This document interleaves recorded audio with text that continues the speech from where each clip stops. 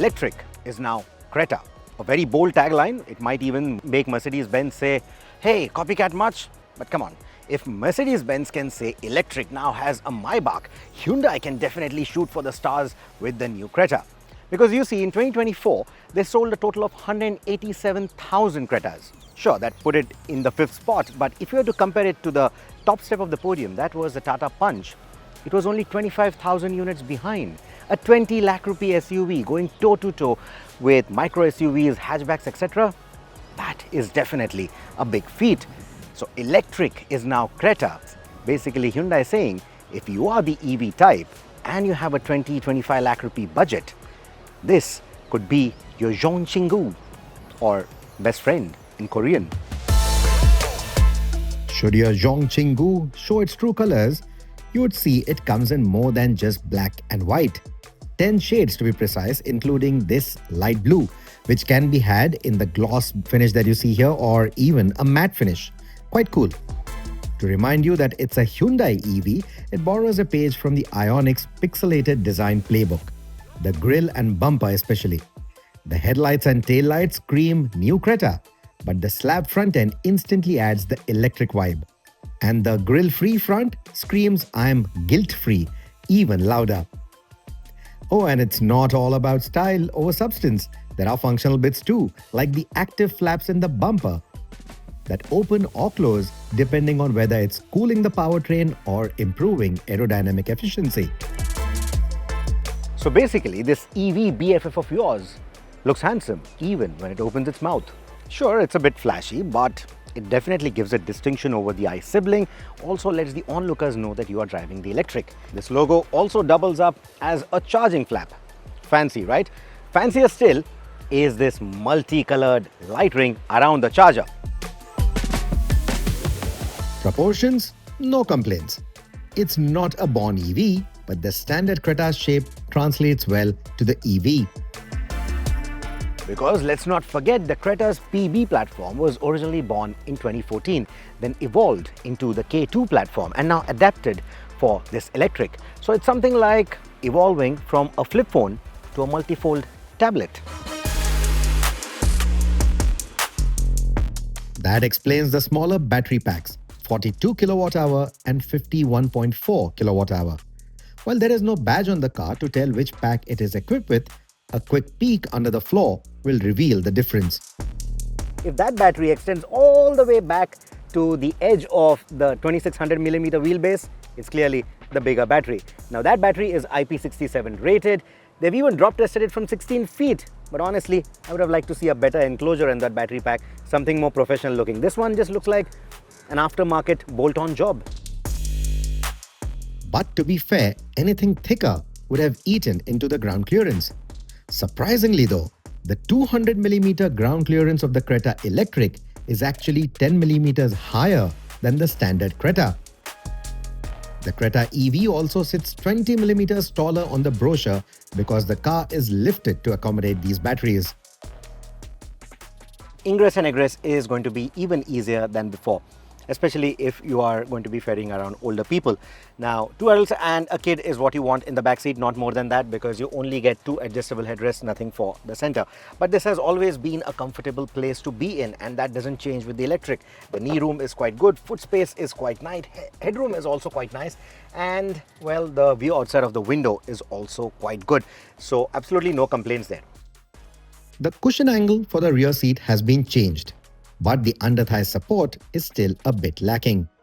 But it's not a deal breaker. It's not something that will make you swap seats or cars. Now, you'll also see that they've included trays from the Alcazar. So in case you want to binge on some food or drink while you're on your road trips, you can do that. You want to binge on K-drama instead, you can do that too with your iPad or your tablet, because your laptops are not going to fit in here, because while it does have a 3.5 kg limit, it's simply not wide enough to accommodate a laptop. So your laptop will have to go back to being, well, a laptop. And in case you are still using some older devices, you have a 3-pin plug right here to use them to charge them. When the lights go out, the EV glow up begins. ICE blue ambient lighting replaces the standard Creta's yellow tones because, you know, EV equal to blue. The screens up front are carried over though. The instrument cluster now speaks EV fluently, showing you range anxiety in style. But on the move, the blue pulsations are quite distracting, at least till they get into your blind spot with time. Up front, the 10.25-inch infotainment stays put, paired with an 8-speaker Bose system. At times when you're feeling lazy or you're over-reliant on Alexa, well, there is now Alexa home-to-car compatibility, which essentially means you can ask your trusty virtual girlfriend to charge the car for you, check on the doors, in fact, remind you of any other things that you may have forgotten to do. Just don't blame her if you forgot to plug in the charger. On that note, Hyundai's Blue Link connected tech lives up to its name, goes bluer than ever with 70 features now, including remote charging options for better planning. And like automotive content on YouTube now, the Creta is also getting stronger with Hindi. It can understand up to 132 Hindi commands now. Let's give that a try. Kya kal barish hogi? Sorry, I didn't hear that clearly. Kya kal barish hogi? Sorry, I didn't understand that. Try saying commands to see what voice commands can be used. Sunroof kholiye. Opening the sunroof. But as you'd expect, the knowledge can sometimes be limited. And it's not just Hindi. The Creta also wants to speak to you in Morse code. You see this little design right here on the steering wheel? That's Morse for the alphabet H. Finally, you get memory seats for the driver's seat. So in case you have a real partner and you want to play passenger princess, you can now do that. And at the risk of sounding corny, the Creta also ensures that your backside has an even cleaner conscience now, because now you have recycled PET bottles and corn extracts contributing to the upholstery materials. Sustainable for sure. More Mercedes-Benz inspiration comes from this drive selector that sits behind the steering wheel. Unlike Mercedes-Benz, however, the placement is much lower, which means that you will not confuse it to be the indicator or the turn blinker stock, and you will not, turn things around. On that note, selecting the gear is slightly different. You are basically twisting this particular button right here to make the selection. However, it changes the typical PRND sequence for a PDNR sequence. All said and done, this is still shift by wire, and putting the selector right here frees up some essential space on the tunnel console. In fact, it's got a floating tunnel console like we've seen with the Ioniq. There are plenty of cleverly designed storage spaces in the cabin, including plenty of cubby holes in the tunnel console. The boot space still 433 liters like the standard Creta, but the loading lift is a little higher. So in case of heavier items, well, you need to plan accordingly. Now moving to the front, because there is no engine, you do get a 22-liter frunk for bootleggers, I'm guessing. But with the kind of popularity that the Creta has, I won't be surprised if the cops start putting that on their checklist as well. So again, plan carefully. Now, in case you need to disconnect the battery terminals, maybe to replace the battery or to reset the infotainment, in that case, this might look like a bit of a difficulty, though it isn't. All you need to do is pull out this panel and you have easy access to the battery terminals.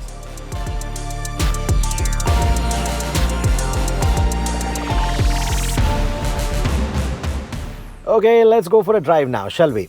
Now, the standard Creta is so refined that I usually have a hard time guessing if it's a petrol or a diesel. Now, this being the electric, it's even more refined. It takes the game to a whole new level. Dead silent. Of course, there is this startup chime that sounds like the welcome note of a Korean convenience store. But after that, once you start driving, there's absolutely no sounds, no vibrations, no rustles, no rattles, nothing. Nothing that will disturb your K-pop karaoke sessions. And unlike your singing skills, this car gets off the mark briskly because it's an electric. Depending on the variant you choose, you get a humble 135 PS or a punchy 171 PS to choose from. The latter will go from standstill to 100 in 7.9 seconds, a full second quicker than the Creta N-Line. If you keep pushing the car hard, you are going to have a hard time getting to even 300 kilometers of range from this car. But Hyundai says if you drive responsibly, be the better guy, you should be able to get up to 473 kilometers from the larger battery pack. However, realistically speaking, I think a 350 kilometer range is something that you should expect from the bigger battery, about 250 kilometers from the smaller battery. That's in the real world, of course. To maximize range, there are active flaps in the front bumper that we spoke of, the flat underbody that we showed you, and even some intelligent touches like the air conditioning, which now has a driver-only mode, which essentially will switch off air conditioning for your passengers and only keep it concentrated on the driving seat. Digging deeper, the battery management system is borrowed from the Ioniq. Hyundai also claims that they have rigorously tested this car in the hot and cold regions of India to ensure that everything works flawlessly. Hyundai also claimed that they have done a lot of water wading tests, including 450 mm of water wading, where they brought the vehicle to a halt, kept it like that for about a couple of minutes, and then again drove out.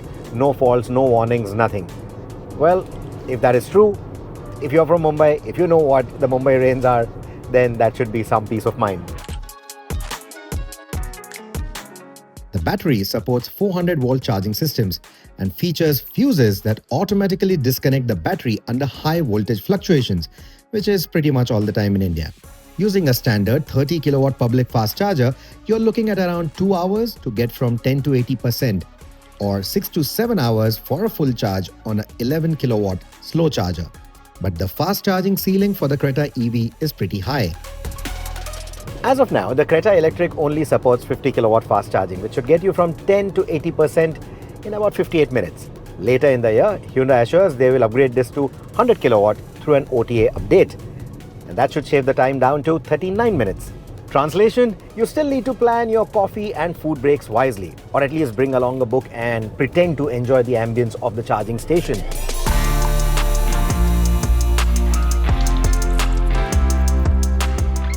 Speaking of enjoying the ambience of a public charging station, well, there are about 16,000 public chargers for cars in India right now. But let's be honest, most of the heavy lifting is going to be done by the home chargers because that is what makes it cost effective. Now, Hyundai understands this and Hyundai wants to achieve sort of a middle ground. So what they're doing is, one, they have a unified app, which is more like an aggregator. So it's going to give you access to about 10,000 public chargers, and you will be able to charge your car, plan everything right through the app, make the payment right through the app. So that unified architecture really helps. You don't need to download multiple apps. The second thing that they want to do, the more important bit, is that they want to install these reliable, manned, CCTV enabled, ultra fast charging networks across India's popular corridors. So you're looking at between 30 to 150 kilowatt charging speeds. And Hyundai also assures that these will be ridiculously cheap for Hyundai owners and competitively priced